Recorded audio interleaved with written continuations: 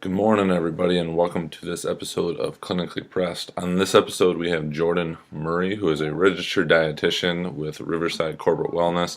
A few episodes ago, we got to talk to an educator and their lead fitness instructor at Riverside Corporate Wellness, and they highly recommended that we talk to Jordan and just talk about his expertise when it comes to customizing weight management plans and just diet in general. We really got into a lot more things other than just weight management, which was really different in terms of when we talk about nutrition and health in general. It seems to be that most of it is geared around weight loss. We also talked about eating disorders, which is an area that he has worked extensively in, which was really intriguing and just something that I don't think we realize the prevalence of in everyday to-day life, along with just really, it was just mind-blowing that it is that common and how many people struggle with that. So we highly recommend talking about that, some great kind of practical tips and some great resources that we'll link up to in the show notes and on his page on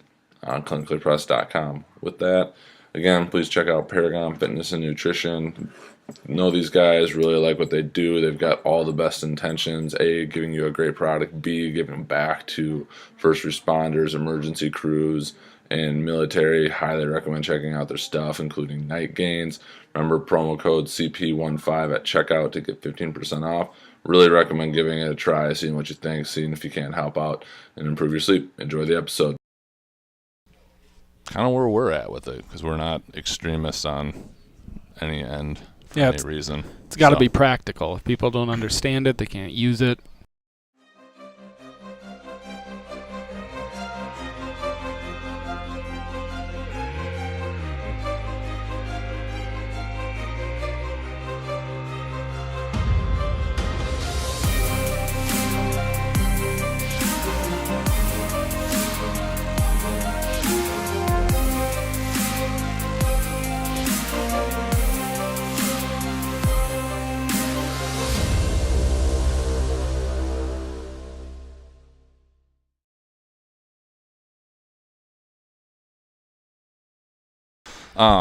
With that, we'll get started. Welcome to this episode of Clinically Pressed. We are at Cabin Coffee in downtown La Crosse talking to Jordan Murray of Riverside Corporate Wellness. Jordan is a registered dietitian and is it certified nutritionist? Or what's the second you can, letters? We can use dietitian or nutritionist. Okay. So there's a lot of controversy about that term nutritionist, but dietitians are allowed to use either one. Basically. Gotcha. So maybe we'll have to ask about that too. Just curious on your take on it with a couple different things. But before we get into all that, just a little background on just you, what got you into everything, what you do now, and kind of maybe where you want to take that and go from there. Yeah. Sweet. So first of all, thanks for having me. But I got my undergrad at Viterbo University right here in La Crosse, and did the coordinated program, got all my internships done. After school, went to Rogers Memorial Hospital for my first job as a dietitian, which is a behavioral health hospital in Oconomowoc, Wisconsin. So I didn't really have a lot of background in eating disorders, but that's what I ended up doing for about 5.5 years after school. Oh, wow. So, and then more recently, the past almost 2 years now, I've been at Riverside Corporate Wellness as a corporate wellness dietitian. Awesome. We'll definitely get into that behavioral health. I know that was something big. First one, because it's kind of per our discussion before we even got going, just about the different quote-unquote fads in nutrition and staying up to date with those and the education of it. Mm-hmm. You know, paleo came in with a roar, it seems like, and then we're talking to a couple of our CrossFit buddies. They're talking about like it's modified paleo now, which even in their eyes is like a balanced diet because you're adding in some carbs and whatnot. But how do you juggle that and also keep up with what is in the evidence? Right. So first of all, it's tough because I don't know if you guys are on Twitter at all, but More Instagram, which I have a hilarious one for you guys after this. Okay. Twitter can be a dangerous place. I follow sports stuff, some politics stuff on there, but nutrition, you kind of see all these tribes almost come out, and everyone's got their beliefs, they've got their things they believe in, but like you asked, what has evidence behind it? I think it's important to have the sources that you can count on. So if I really am trying to get background information on something, I'll go to the National Institute of Health or something really reputable where I can get some baseline information on that. But with a lot of those trends, fads, whatever you want to call them, there's usually pieces of truth, pieces of usefulness, pieces of evidence in almost any of those things. You mentioned paleo, for example. I think paleo, the general idea, eating whole foods and basing your diet around those things is great, and that's a big part of what I teach to people. But when you draw a line in the sand and make it where you can't ever have any of these foods over here, that's where it loses its practicality. And so when you're looking at evidence, it's not just does it work in a lab setting, but does it work for the general population, because there's a big difference there. In those controlled settings, you can get really amazing results, but it's all controlled. Right.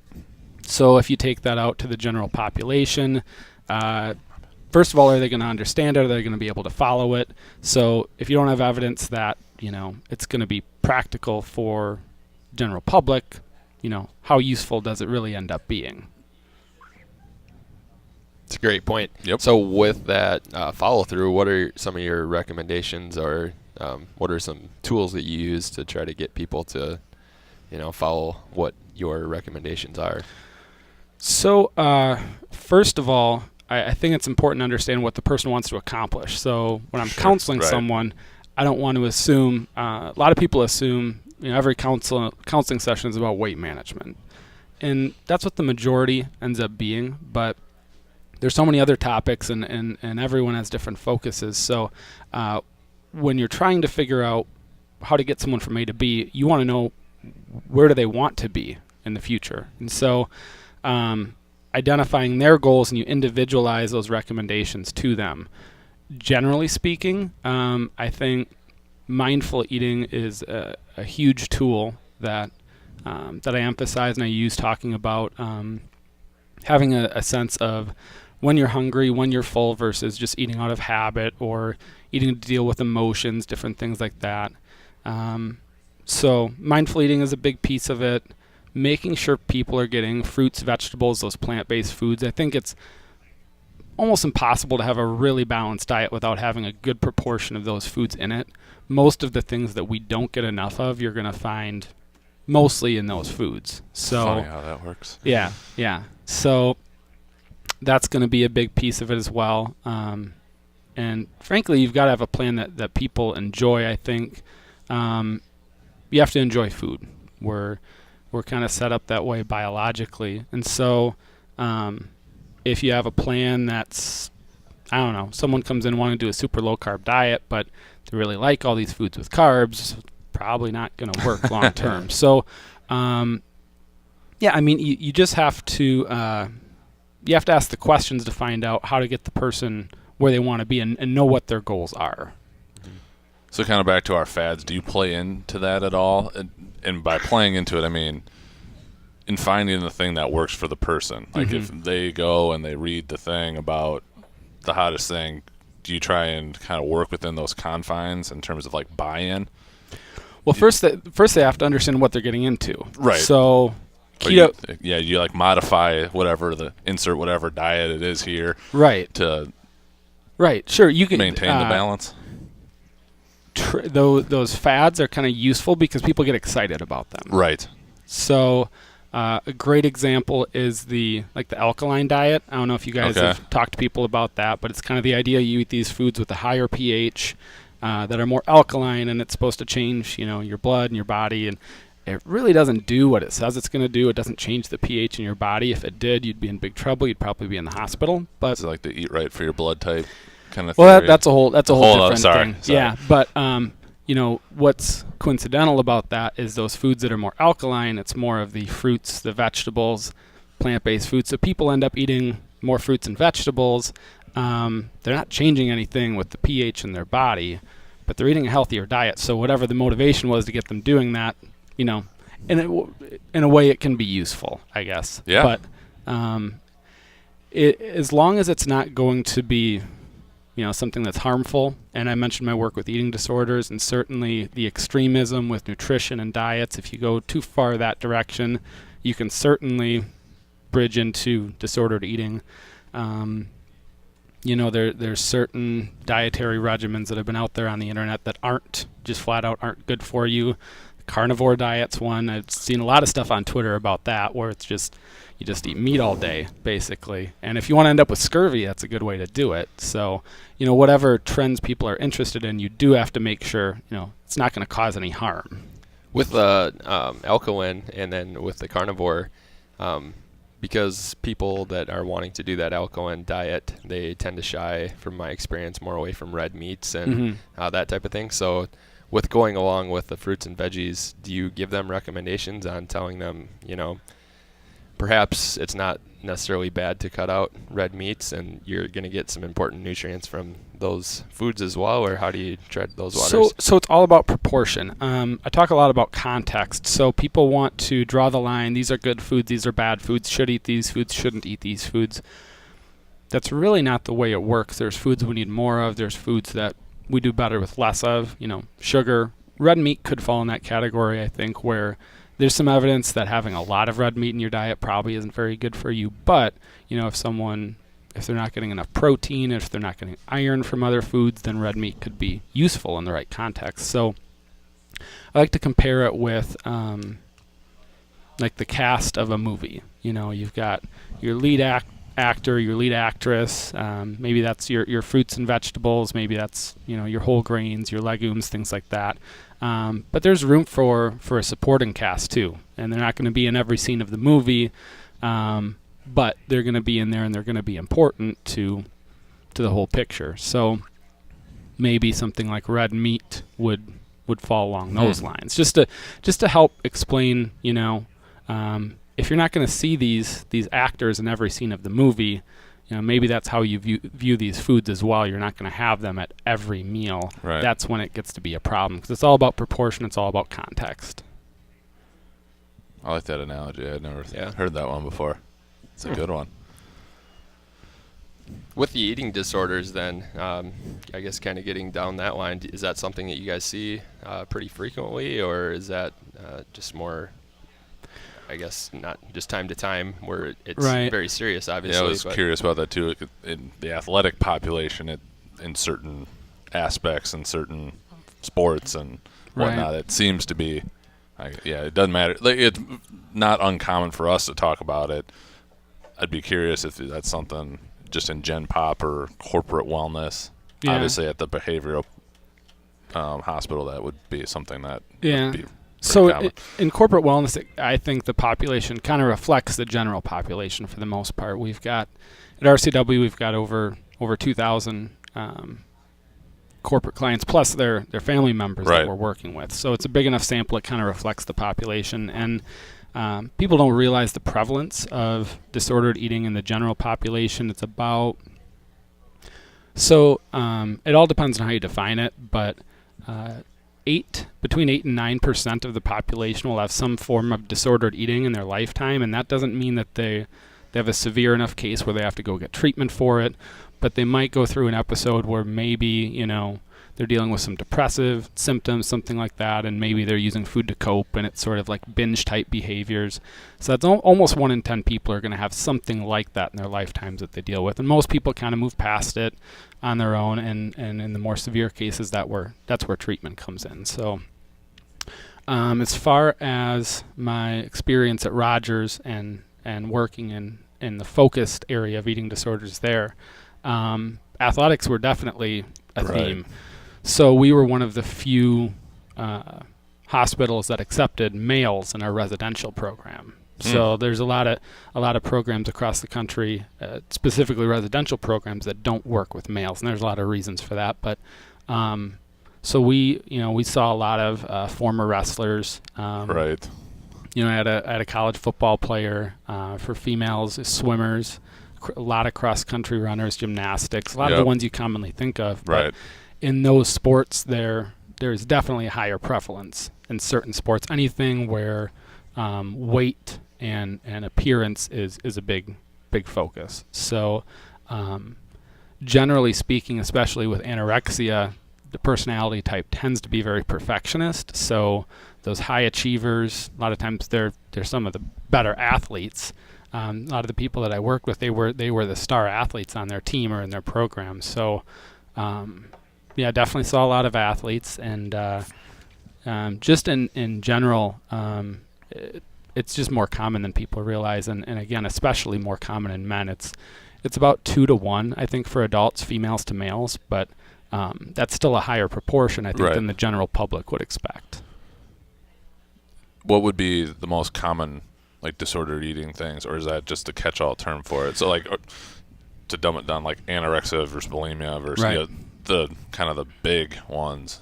So the three main ones that people usually think of, there's anorexia, probably the first one most people think of, which is restricting food intake. Usually there's a really significant weight loss that goes hand in hand with that.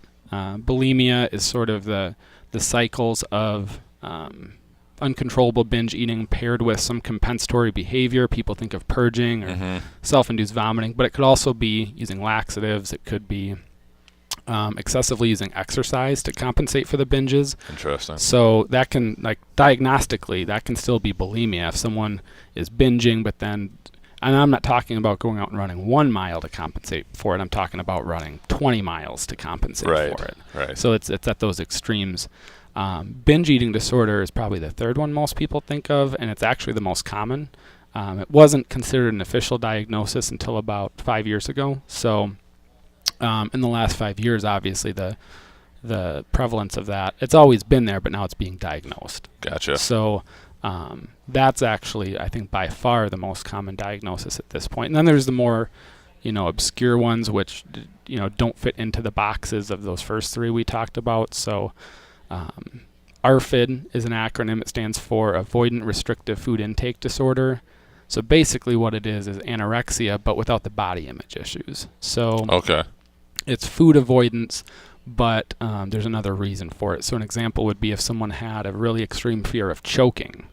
It's kind of like OCD, where that fear is so extreme that they don't want to eat because they think if they eat, they'll choke. And so they don't eat, they lose weight, and it's kind of all the physical symptoms of anorexia, but the cause of it is different. It's very different. And so there's some other more obscure ones as well that, we worked with a lot of those, unconventional types of cases at Rogers. So kind of saw the whole spectrum. But So is there I would imagine, like, a deeper underlying psychological component that needs to be addressed? Definitely. With those things then as well? I mean, is that kind of like the primary, I guess, the first thing that you're going to go after, and then you're secondarily addressing the dietary things? Yeah. Or? So that's a great question. It almost always needs to be a team approach. At minimum, I would say a dietitian and a therapist need to be involved. In a lot of cases, a psychiatrist as well, possibly bringing in the medication component, maybe a behavior specialist. But to get at your question, you do have to deal with the root cause. So depression, anxiety, OCD, substance abuse, all of those things commonly occur along with eating disorders. But especially with anorexia or anything with severe weight loss, you really can't effectively do therapy until the body and the brain are where they need to be. So a great example of this, have you guys ever heard of the Minnesota starvation study? I feel like I have. You'll have to refresh. Might have been in your undergrad. They might have talked about it briefly at some point. Yeah, it sounds familiar. So what it was after World War II, and we're getting all these prisoners of war back from overseas, and they're severely malnourished, and they're all getting sick, and some of them are dying when they're reintroducing food. And what we now know is that that's called refeeding syndrome, but they really didn't know much about it at that point. So a researcher named Ansel Keys, who is probably more famous for the whole lipid hypothesis, which is a whole different conversation. Maybe you guys have had that on the podcast before. But, oh boy, that's a rabbit hole. Yeah. Oh, I know. We haven't hit it on the podcast, so I don't think. Okay. Well, we don't have to go down that rabbit hole, but prior to that, he did this research with these individuals. It would never happen today because an ethics board would never allow it to happen, but they selected these 36 guys, and it wasn't a random sample. They took the best of the best, and they were conscientious objectors to military service. So they had to meet these physical requirements, mental requirements, be very emotionally healthy, basically. And so they didn't have any pre-existing conditions. But what they did was they put them on these restrictive diets for 6 months. They all lost a lot of weight, and they expected the physical symptoms. What they didn't expect were all of the mental, cognitive, emotional disturbances that occurred. So these guys ended up with severe depression, anxiety, obsessive symptoms. One guy even chopped one of his fingers off. Out of just almost like an extreme self-harm incident. They had all these obsessions with food. They were hoarding cookbooks and cooking utensils and all these different things. So they developed all these severe preoccupations that are actually really common with anorexia and that severe weight loss that we see. Even though there's the fear and anxiety and avoidance of food, there's also a preoccupation with it. Like it's sort of always there. So those symptoms normalized when they were allowed to eat and restore their weight back to a normal level. So the lesson is, for anorexia, you kind of have to do the same thing, because if the body and the brain, those chemicals aren't working the way they need to be, then you can't effectively do therapy. It doesn't just go away. So it has to go hand in hand. So that's a lot of your role then, is coming in and trying to figure out, and obviously elaborate on this, because you're having the therapy side of it, or the treatment side. Like, then where is your, is it looking at nutritional levels? Is it suggesting foods to try and get around some certain stigmas or whatever they might have? It's several things. It's first of all, identifying, like I said, the body needs to recover. So setting a target weight. What is this? If you take the eating disorder out of the equation, what is a healthy weight for this individual? So a lot of times the dietitian is the person making that decision, and of course communicating it to the patient as well, which can be a really difficult conversation. But so setting goal weights, increasing calorie intake to help restore that weight over time, which is important. It's important that that's a structured process. You don't want to go too quickly, but you also don't want to go too slowly and delay the process. So you're increasing a meal plan over time, and you're also increasing the variety of foods. And that's where, most individuals with anorexia, it's about avoiding calories, of course, but there's usually specific foods that are more anxiety provoking than others. So, eating a lettuce wrap might not be a big deal, but eating a slice of pizza would be a huge problem. So kind of habituating back to that normal food variety. And again, when those individuals are in treatment, they feel like, oh, you're making me eat junk food every day.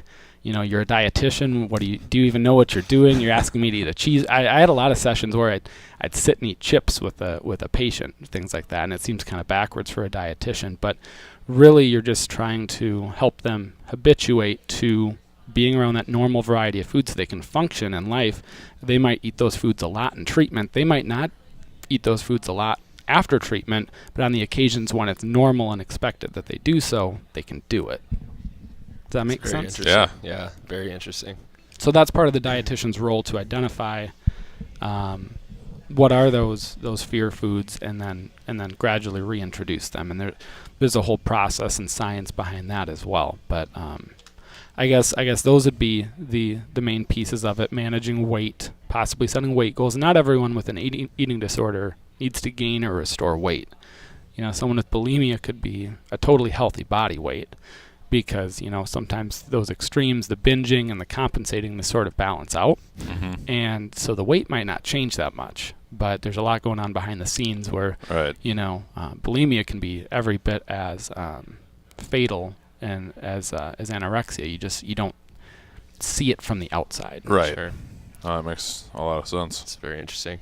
So what recommendations would you have? So you mentioned maybe 1 in 9 or 10 people just in the general population tends to deal with some sort of an eating disorder at some point. Maybe it's not to these extremes. Right. But those people aren't probably typically seeing somebody for help. So what recommendations would you have for just the general population that perhaps is going through a period like that?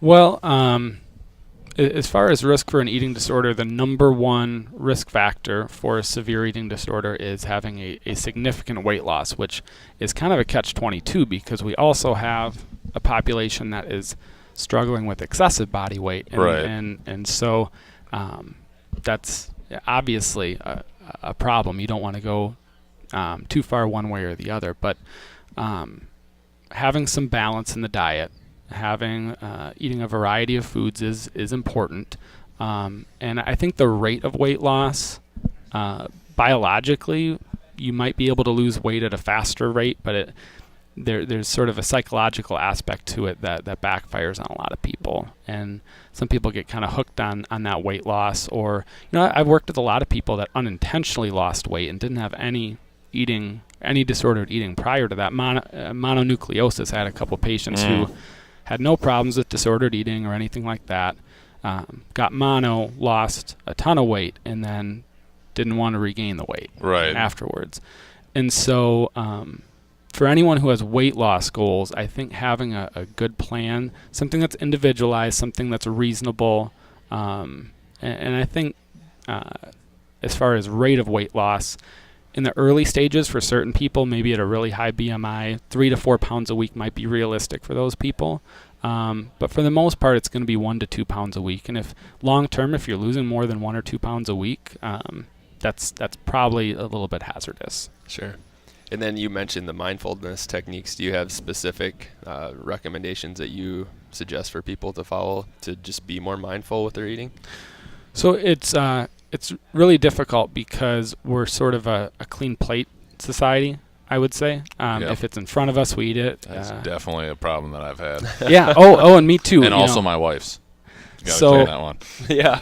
So personal experience, No food left behind. I've always been that person, and being a younger guy, and I was in athletics. I mean, for the most part, it wasn't a big problem. But eventually, that does catch up with you if you're cleaning your plate all the time. It depends how much you put on your plate. Right. But that's a different conversation. But as far as I blame everybody else. Don't make so much food. What I suggest to people is doing journaling. I'm a big believer in journaling. I find that to be really effective. So when people hear food journaling, a lot of times they assume that means, counting calories, counting carbs, whatever. And it could be that. And there could be certain people that could benefit. But I think for the average person, taking note of what do you eat, when do you eat it, approximate amounts. If you have pizza, how many slices of pizza do you have, that kind of thing. But also noting, what's my hunger, what's my fullness. With some clients, I sit down with and I go over their journal with them, and they realize I'm never hungry. And Right. One individual said, I realized I can't remember the last time I was actually hungry. And, with the journaling, he kind of allowed himself to wait to be hungry.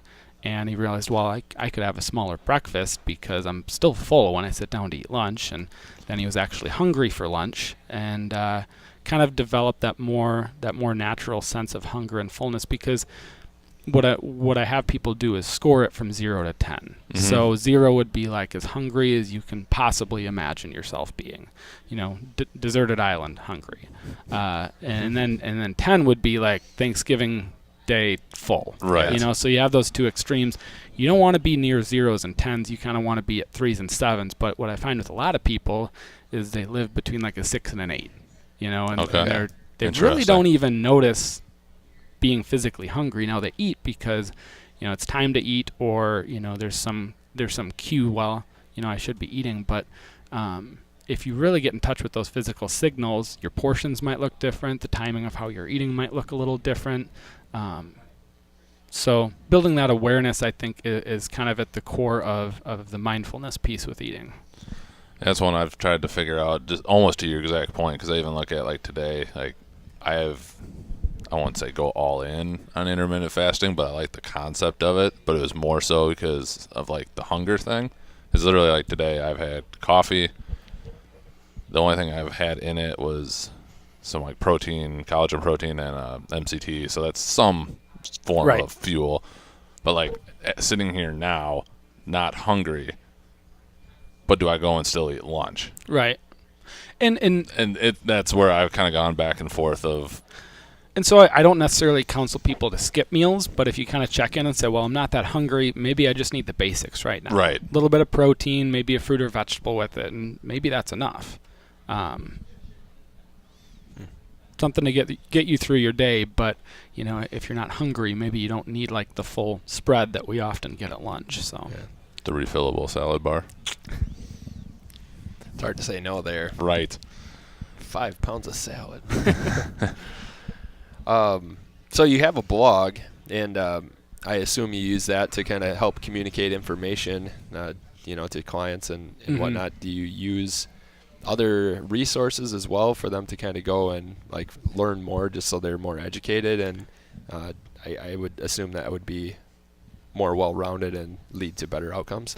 Yeah. So I do individual counseling with people, our corporate clients. I do the blog, which I really enjoy writing, so that's a nice outlet for that. And it's a way, it's a place where you can explain things a little more in depth. Like, actually, I mentioned the alkaline diet conversation earlier.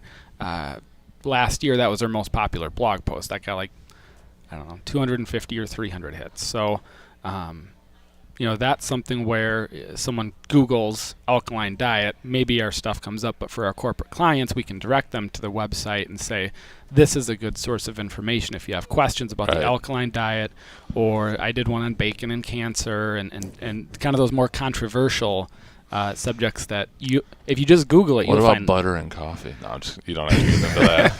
Okay.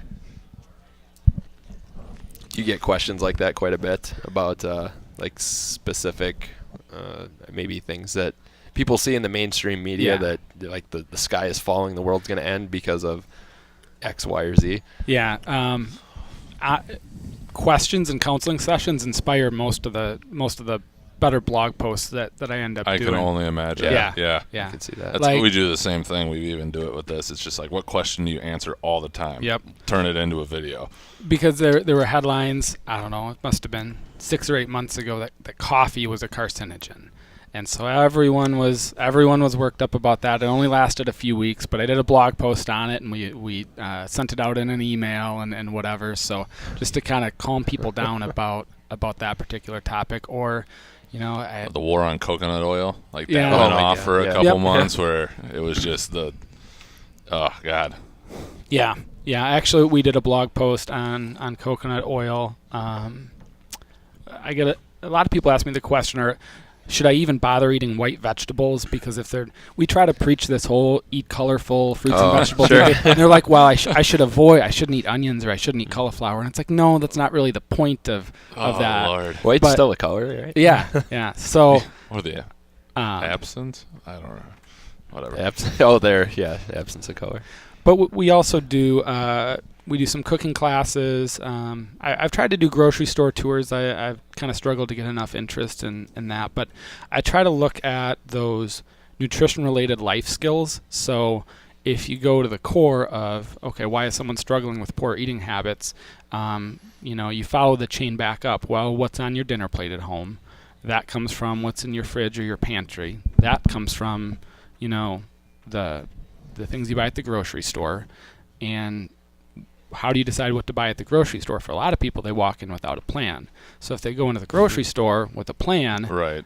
it changes everything down that whole chain of events. You purchase different foods end up in your fridge, your freezer, your pantry.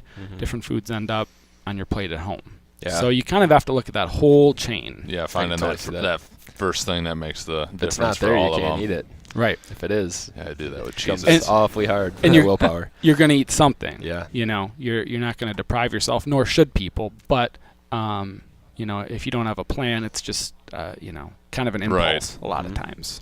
Yeah. I've done a lot better actually having lunches prepared, so then it's a lot less stops at the hot spot at Quick Trip on the Yeah. way home Yeah. and things like that, which Meal good. prepping is great. I talk with a lot of people about meal prepping. Take an hour or two on a Sunday afternoon, Sunday evening. Lay out your plan for the week. Maybe chop up your vegetables, cook your meat if you're going to have a meat with lunch, boil your rice, whatever it's going to be. But then you've got it for the week. You don't need to rely on the vending machine for your lunch. Yeah. So Goes out in the window in a hurry then. yeah. Yeah. Sweet. Which one? What do you? Last one here. So, how has the use of depends, or there isn't an answer, been received? Because I can imagine that it happens a lot. I answer that there was all one the time. blog post of yours I was reading. God, which one was it? Oh, I don't even remember. But you did a great job of like summarizing everything, and then at the end of it, you're like, so what does it all mean? And you're like, well, it's situational. Yeah. Which I'm sure drives people up a wall. It does. It really frustrates people. It happens all because the time. we sort of been coached. We see all the advertisements, magazine covers. People read stuff on the internet. Yeah. Everyone's selling one solution. Right. And what's important there is people are selling it. Usually there's a book to go with it, or there's a supplement you need to buy. So I always advise people, if someone's selling you something, Yes. probably not the smartest choice. You can get everything you need at the grocery store. You don't need to go outside of that to have a healthy diet. So yeah, it does frustrate people because they've been coached that there's going to be one solution, one magic pill, and that's just not how it works. As you guys know, working in the health industry, Right. That's not how it works. So, but if I go back to, well, what do you want to accomplish to the individual, and then try to create a plan based on that, maybe parts of what if they're interested in keto, maybe parts of that would be Right. useful for them. Maybe not. It really depends on what their lifestyle is, depends on what their spouse eats, what their kids eat. If they visit their parents every weekend, what do their parents eat? Like, you have to take all of those things into consideration to say, okay, well, this is the approach that's going to work for you, because if you're interested in keto, but your parents, your spouse, your kids, it doesn't work. Right.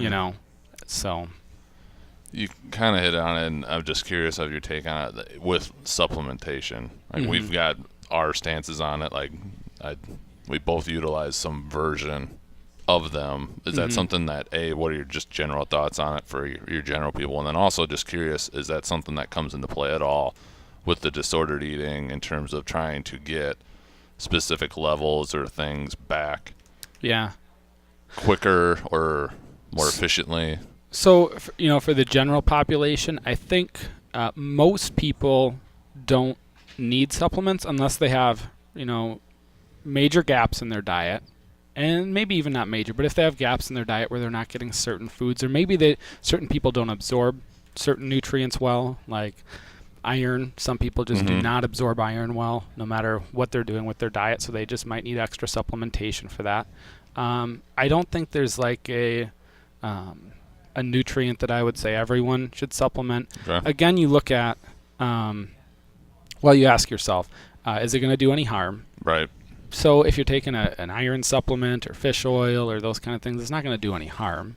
It's not going to be a bad thing. Is it affordable? So is it going to possibly provide the benefit that I'm paying for it? Then the other question is it going to benefit me? And so if you have deficiencies, sure, it could definitely benefit you if you're not absorbing certain nutrients or you're just not eating the variety of foods that you need. With eating disorders, supplementation is necessary, especially in the early stages, because it's really just a blank slate. Usually they're deficient in everything. Right. At least with anorexia. But so you start with sort of the multivitamin and sort of the full supplementation regimen. If you get their diet back to a certain point, they might not need to supplement long term. But as far as the early stages of it, things like potassium, sodium, things that you wouldn't expect to need supplements for are often necessary, because the electrolyte levels can be so deficient in those individuals. Most people aren't going to have, unless you have fluid regulation issues, you're not going to have electrolyte problems. For those individuals, that's a reality, and it can be really critical as far as health goes. Do you test for those typically, or did you in those situations, or would you just kind of like in general, they're probably going to need these. Yeah, so I worked on the inpatient, at the inpatient level. That was like daily labs. They had to do labs every day because it was really critical as far as health goes. I mean, if phosphorus drops below a certain level, potassium drops below a certain level, your heart can just stop. Right.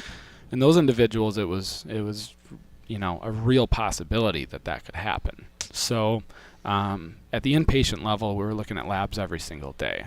Residential, a little bit less than that, and then you kind of go down the list to partial programming, which is like day programming, and then they go home at night or go to a hotel. And then outpatient treatment for eating disorders, you probably want fairly regular, definitely more than the average person as far as seeing that blood work, maybe every month or two at least, just to see what those electrolyte levels are, iron, things like that. Nice to be able to track it and know exactly where you're at. Yeah, and that's the thing that, in treatment we had that all set up for the average person to go get labs done. If they're working with an outpatient dietitian, it's a little more of a process. You can't just snap your fingers and have that happen. Sure. So. Can't wait for the day when that's more affordable. Yep. That'd be. Yep. Amen, That'll be good.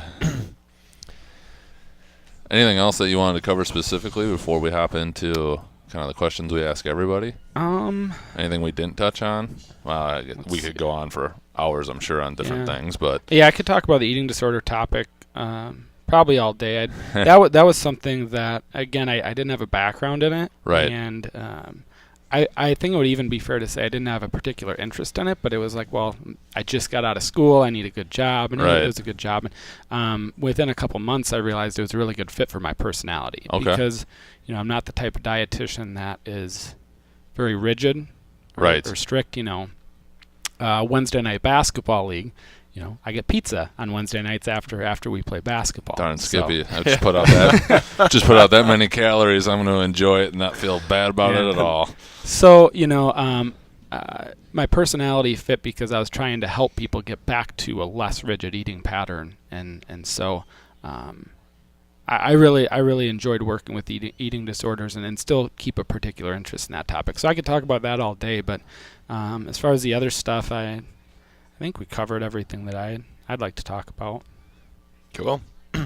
Well, getting into the clinically pressed questions, and just starting off, what is something that you believe, and this could be related to your field of expertise or not, but something you believe that maybe others do not?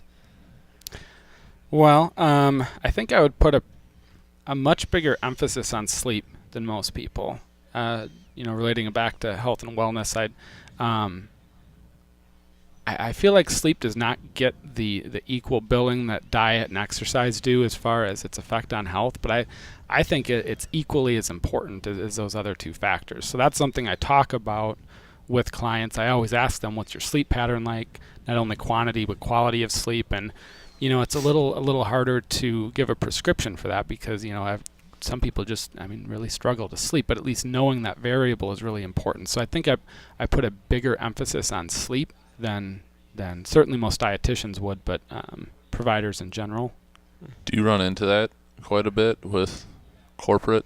Yeah. And I'm trying to, and you can answer this however, but even just curious in the area, kind of taking family out of it. I don't have one yet, but I've heard stories. You have a wife and a dog and a cat? The dog does keep me up sometimes at the middle of the night. But just, that you hear about the corporate types maybe in bigger cities or, the Wall Street that are just running on caffeine and other stimulants most likely.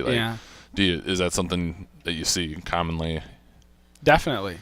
LHI is a that company's growing really quickly, and that's our number one client at RCW. So in that environment, I think that corporate attitude certainly does come into play where, people are working overtime, in some cases mandatory overtime, and then they're running home to their kids' practices. They run them from place to place, whatever. A lot of people that I talk to, they say, well, I get my 5 hours or whatever, and I let the dog out in the middle of that, and that adds up. And that affects, hunger and fullness hormones. It affects your cortisol, all those things behind the scenes in the body that, you might not think about. It just makes for a much steeper hill to climb is how I describe it to Right. people. Like, No, it makes you sense. can I like you that. can Totally does. you can still see progress if, like, you'd modify your diet, modify your physical activity routine, but if you're not well rested, it's going to happen a lot slower, and it's going to be a lot more difficult on a daily basis. So I like that one. Yeah. What do you typically recommend, or do you just suggest that they try to find their happy zone? yeah, I mean, 7 to 9 hours is a good start. A lot of people hear that and they think, well, I'll just get 7 hours, but I think just as many people need 9 hours as can get by with 7. Mhm. So, I'll start by trying to set up a nightly schedule with them to try to get them to 7 hours. And if they still don't feel rested, then they might need more than that. I know I need my sleep.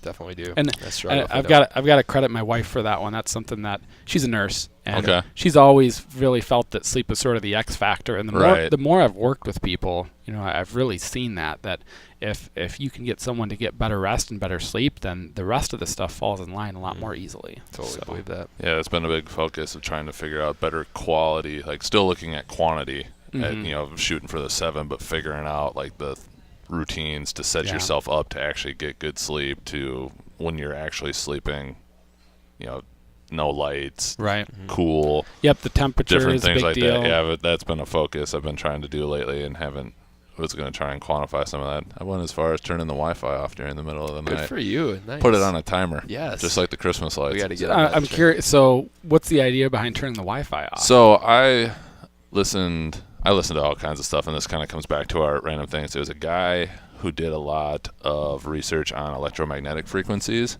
and looking at like Wi-Fi and Bluetooth and just kind of how we're living in this world of, we're like in this huge experiment that we have no idea how these Yeah, things are it's going true. to potentially affect us down the line. We can easily say in the short term doesn't seem to be anything terrible.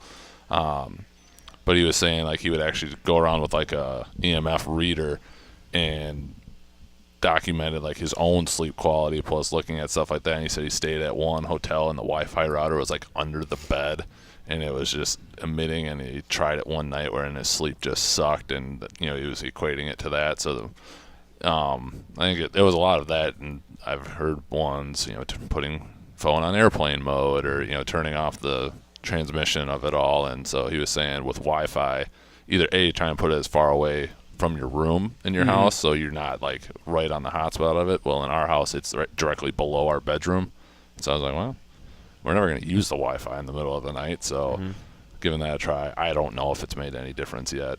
Yeah. I've been yelled at once because my wife's Kindle didn't work because she stayed up later than I had it on, but that was so far, we'll see. But yeah, it was one of those things, like, could it be like such a small magnitude, but it's such an easy thing to do. It can't Yeah. hurt either. That's kind of, yeah.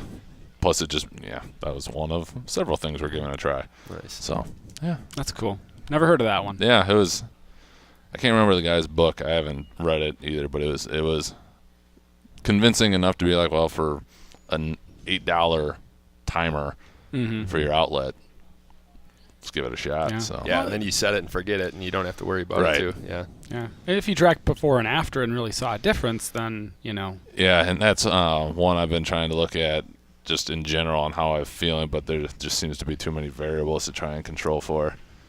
I could have it be 65 in the house and with a fan on me, and that doesn't fly on the other side of the bedroom, Yeah, unfortunately. So I'm with you there. Yeah. I would keep the house at 60 if I could. there you So, go. Second one, and this can be again fitness related or just in general, most influential purchase for at or around $100. Let's see. I would say the most influential purchase would be, you could probably get it for like $1, just a notebook to track. Solid. Going Nice. I like that. back to the journaling piece, whether you're tracking what you're eating, and again, it doesn't have to be super scientific. It doesn't have to be counting every single calorie or whatever, but just take notes about hunger and fullness. Take notes about how you feel during the day. I work with a lot of people with digestive problems, and so if you have a record of, okay, these are the foods I ate this day, and this is when I started to have problems. Right. Eventually, you have enough evidence to say, well, this is probably the cause of it, and then you can eliminate it or at least reduce it. So I think a a pen and a small notebook would probably be the most impactful thing for most people. Like it. Do you have any book recommendations that Yeah. people could read and check out? This I'm excited for. Learn some more information. So I mentioned some of the programs we do at RCW. One of the more recent ones I started was a nutrition book club. So, I'll make a book recommendation, and then I'll give our clients, a month to read it, and then we'll have a meeting about it. Kind of conventional book club. Yep. So we've done a few of them so far. The first one is Intuitive Eating, which is sort of an expansion on mindful eating, written by a couple of dietitians, and I think it's a great starting point for just sort of a philosophy towards eating for almost anybody. It kind of rejects the whole black and white rules of eating that we kind of get sold, and there's much more reliance on listening to your body, listening to your instincts, but still separating the difference between like cravings versus hunger and all those different things, and just really building an awareness. So Intuitive Eating would be at the top of my list. I like Michael Pollan. He's got a couple of good books. In Defense of Food is probably my favorite of his. His tagline for that one, he's got 3 general recommendations or general rules for eating. It's eat food, not too much, mostly plants. So eat food is basically eat real food, eat things that are recognizable. Try to generally stay away from things from boxes or bags, although, of course, there's exceptions to that. You buy almonds in a bag, and that's a whole food. But some people, you say, pronounce the ingredients and understand what they are. Yeah, kind of that general idea without being overly rigid about it. But eat food, not too much. So, again, having some awareness of portions, an awareness of fullness, and stop eating when you're full, that kind of thing. And mostly plants. Again, like we mentioned kind of at the start of the discussion, most of what we don't get enough of is mostly found in plant foods. Right. So fruits, vegetables, legumes, plant-based proteins, those kinds of things.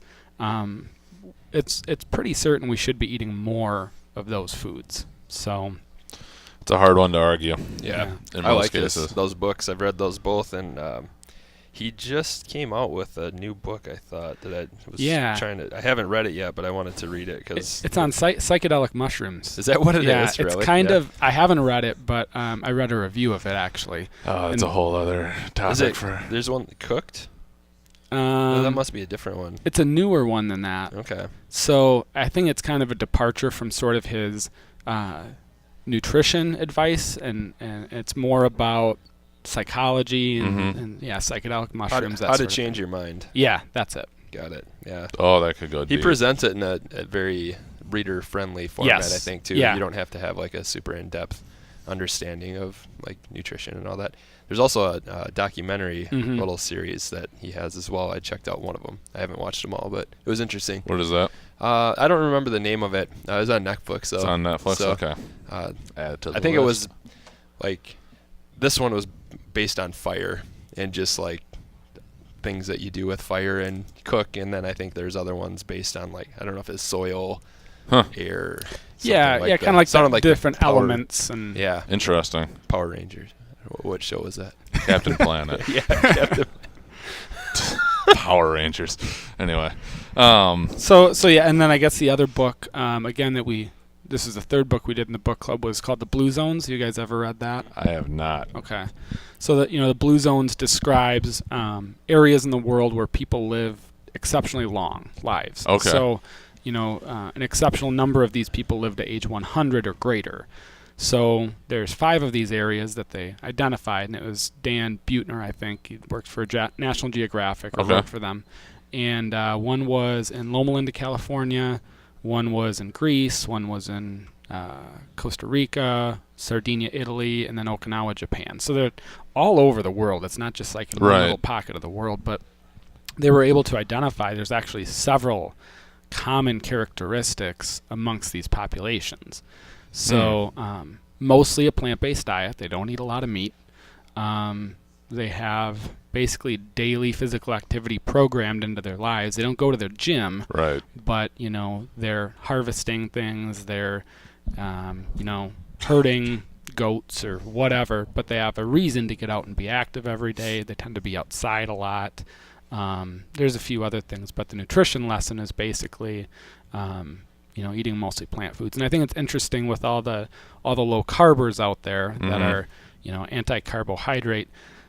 The diets in the blue zones are like probably 60% carbs. So now the type of carbs are important. Right. So Yeah, it's beans, it's sweet potatoes, it's fruits, it's things like that. So it's whole foods, but it kind of contradicts the whole idea that carbs are the enemy. It's not simple sugar in the form of a piece of bread. Right. Right. It's Yeah. different. It's Yeah. different than that. For sure. Although whole grain bread and corn tortillas, those were some of the foods in certain blue zones. Yeah, that So- wasn't to knock bread. It was when you just take a glucose molecule and turn it into a piece of bread. Wonder Bread. Yes. Great. There you go. In your area of expertise, what's one way that you could take something that's very complicated, which in your world that's a lot of things, and just kind of make it more simple, just for the average, everyday corporate goer? So let's see. There's a lot of different directions I could go with this, but I use a lot of visual stuff in sessions with people where they're asking, well, how many fruits and vegetables is enough? And so that's one of the things I end up recommending most to people is trying to get about 3 cups of fruits and vegetables a day. And people talk about servings, people talk about all these different descriptors, but 3 cups is kind of the goal that most people should be hitting. And so visually, if you show someone that, it's about 1.5 plates of fruits and vegetables, 9.5-inch dinner plate. So, I do some visual stuff, food models, kind of the stereotypical dietitian stuff, just to visually show people this is what your plate should look like, and this is how much of these foods you should have. But I think the blog really gives us an opportunity to take complicated subjects and explain to people this is why it's relevant to you. This is how you can apply this information to your life. So, so those would be 2 ways.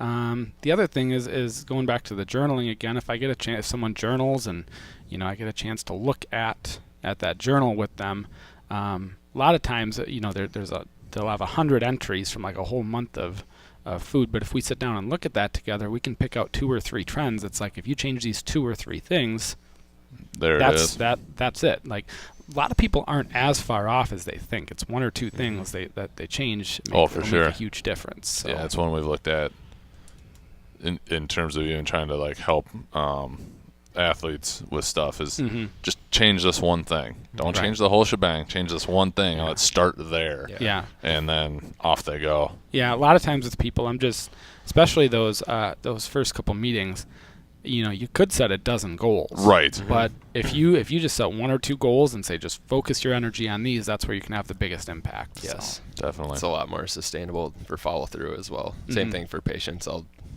1 or 2 exercises, try to max it at that, and it's bite-sized chunks as opposed to like an hour. Like if they're gonna try to do something that's an hour, it's not gonna happen. Right. Nothing's gonna happen. So let's just take those 1 or 2 things and then modify it if you need to down the road. But yeah, it's a great place to start. All right, last one. If you can go back and tell yourself something in your training or education like 10 years ago, just set us where you were at and what you would tell yourself. Yeah, so 10 years ago, let's see. 10 years ago, I was starting my freshman year of college. So, or you could shift the 10 years if you'd like. Yeah. It's up to you. But as far as, my experience in college versus having 6-7 years of experience as a dietitian, I would just say be prepared for things to change because, even some things I was taught in college, as there's more research that comes out, it's like, well, actually that doesn't matter. Like dietary cholesterol is a big one where, there were all the strict limits on dietary cholesterol. And then 2015, the dietary guidelines said like, probably not a big deal. Like you don't have to count your cholesterol intake. I think it's still probably part of the equation, but it's not nearly as important as what they had made it out to be. And so I guess my, what I would tell myself is just, be open to to the changes that will happen in the field, because sure. I'm sure 10 years from now, God, who knows? Yeah. I mean, we're kind of running out of things to You would think so, right? But to vilify, carbs are sort of the villain right now, and it was fat for 30 years. And actually, if you go back 100 years, protein was actually, like, the leading health and wellness experts 100 years ago were saying stay away from protein. Really? That's the root cause of chronic disease. Yeah. Look up John Harvey Kellogg, started the Kellogg cereal company. There you go. That makes... Again, he's got a reason. Yeah. He's monetary benefit there. selling his cornflakes, but Yeah, I didn't thought about that. That's really interesting. so it's just what could be next? Yeah. So we've hit the 3 macronutrients, the 3 things that can possibly provide us energy: Right. protein, fats, carbs. I mean, it's going to be next. Time will tell. I know. Yeah. I know. I'm really curious thinking about that. All right. Just to wrap up, where could people find you? Follow things that you're doing. We'll obviously link up the blog in the show notes and in the description, so everybody can get a hold of that real easy. But anything else that you'd want to share? Well, we've got a Facebook page, Riverside Corporate Wellness. Post decent amount of things on there. I'm always happy to answer email from anyone that would have nutrition questions. I can't do nutrition counseling unless someone was a client. Right. But, I wouldn't mind sharing my email address if Awesome. We can link that if up. there's a question related to what we talked about and you guys wanted to put that on your website, whatever. Perfect. So, Yeah, we'll happily do that. Cool. Well, thanks for taking the time to Yeah, meet with definitely. us. Yeah. Thank you for having me. All right. Appreciate it. Awesome. Thank you.